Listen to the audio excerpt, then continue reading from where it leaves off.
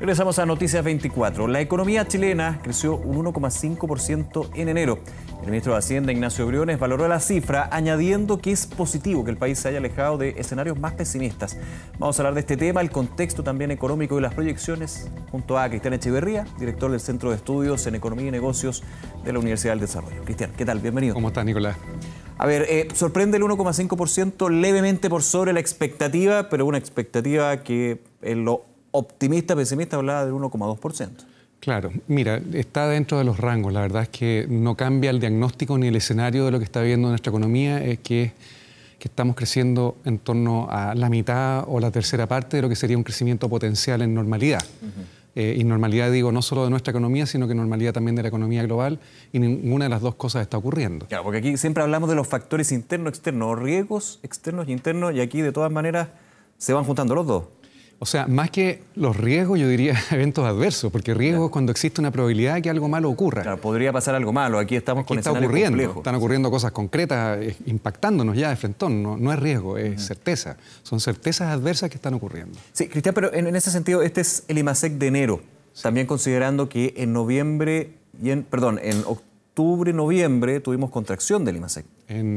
Claro, en octubre, noviembre tuvimos contracción. En diciembre se tuvimos recupera. una leve recuperación y ahora ya un poco mayor que la que tuvimos en diciembre también. Pero considerando que durante todo este mes el efecto coronavirus, por ejemplo, en los mercados, con bolsas que caen más de 4%, con este dólar, comentábamos con Jaime Quesada hace un ratito, que lo tienen 820, 813, ¿el IMACEC de enero, tú crees que refleja o no este efecto del coronavirus?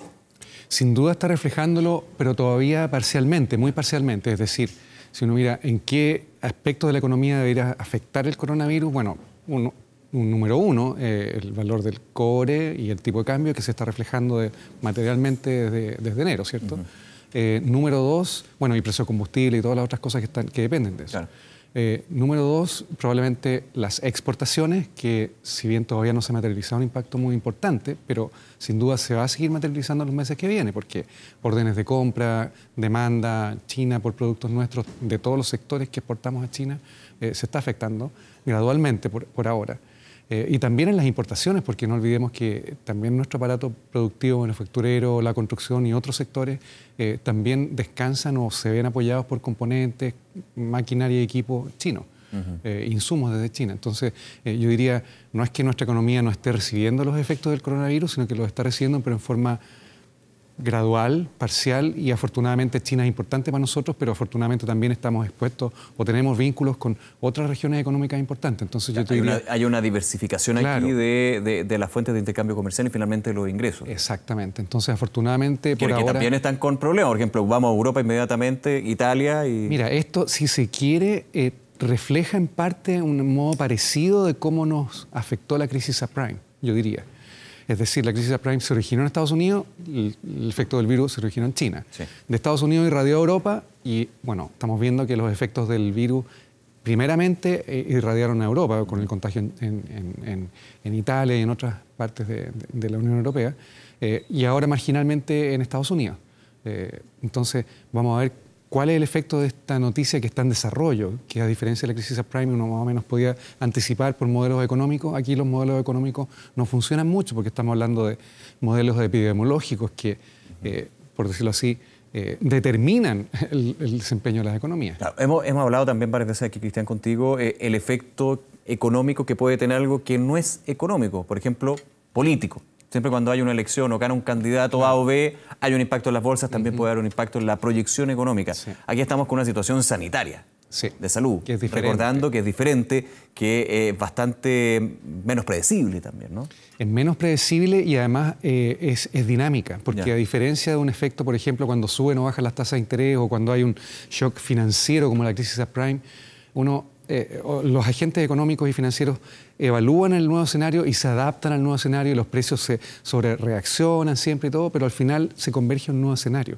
Y ese escenario queda más o menos delimitado por un tiempo determinado. Guerra comercial, lo mismo. Claro. Pero en este caso el escenario es dinámico, es fluido y no se saben los alcances.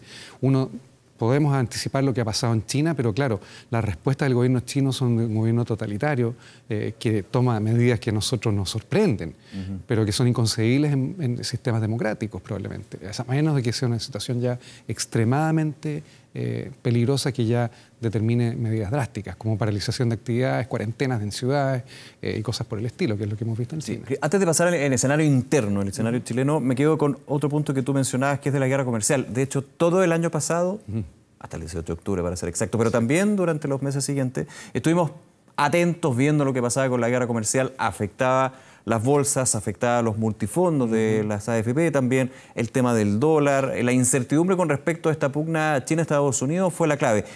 Ahora, más bien está en un segundo plano, tercer plano, ¿se nos olvidó o ya hay cosas bastante más, de efecto más directo e inmediato que esta guerra comercial? Es que yo diría que todos los otros problemas, incluso los problemas geopolíticos, el misil y los intercambios ¿cierto?, en el estrecho de Hormuz, pasaron a segundo plano. ¿Por qué razón? Porque este episodio, digamos, de perturbación a la actividad económica es órdenes de magnitud superior a todas las anteriores, básicamente.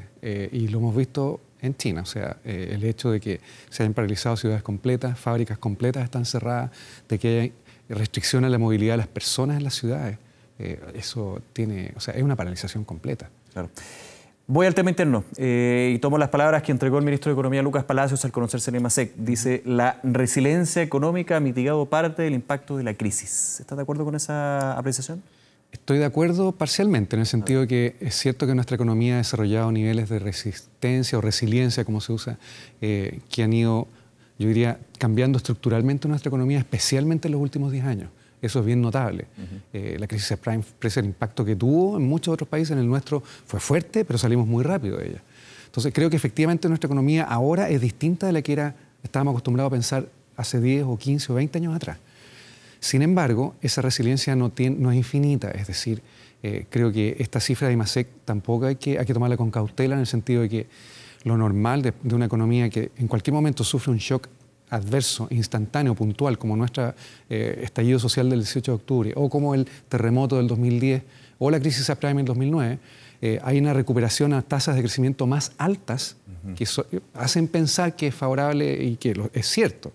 Pero también es cierto que solo después de que pasen unos meses o un par de trimestres después de esa reacción de recuperación inicial en que hay más bien producto de la reconstrucción o producto de la actualización de órdenes de compra que estaban puestas hace tiempo y que se atrasaron y que por lo menos hay que cumplir, ¿cierto? Entonces viene una reactivación inicial que después de pasado ese efecto inicial se va a conocer realmente la velocidad de expansión de nuestra economía. Yo creo que más bien en marzo, o sea, el IMASEC de marzo ya nos va a decir en qué pie está nuestra economía, combinando situación interna más situación externa adversa mundial, digamos. Y la mirada de incertidumbre que tienen algunos agentes del mercado con respecto al 2020, pensando, por ejemplo, no solamente la situación de orden público, la escalada de violencia que se ha dado en algunos puntos. De hecho, el mismo ministro de Hacienda, Ignacio Briones, dijo eso. Dijo, si aquí no podemos cautelar lo que es el orden público, la estabilidad y la democracia, no esperen una economía que pueda estar al ritmo. De hecho, todo lo contrario. Ahí ese punto, evidentemente, como factor económico es muy difícil, es un factor social, sí, pero que tiene un impacto económico. Sí, sin duda. O sea, el orden público yo creo que es un aspecto a preocuparse, pero no debe despreocuparse de los otros aspectos, que es básicamente la conducción del, digamos, la crisis social, política e institucional que estamos viviendo, porque eso es la verdad. La conducción de ese proceso sin descuidar el orden público. Creo que el orden público no va a resolver este otro tema. Son más bien complementos para lograr un ambiente de cautela y prudencia que no paralice la economía.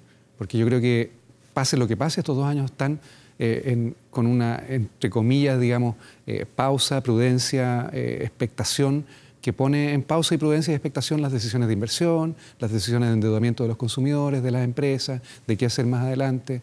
Y eso es una realidad. Tenemos que aprender a vivir con esa realidad en forma madura. Y Cristian, ¿cuánto puede impactar el proceso constituyente? Yo he escuchado opiniones de todo tipo, desde los que dicen que el proceso constituyente genera de por sí incertidumbre hacia adelante y que eso finalmente va a confinar a la economía a un hecatombe. O sea, esa es una mirada.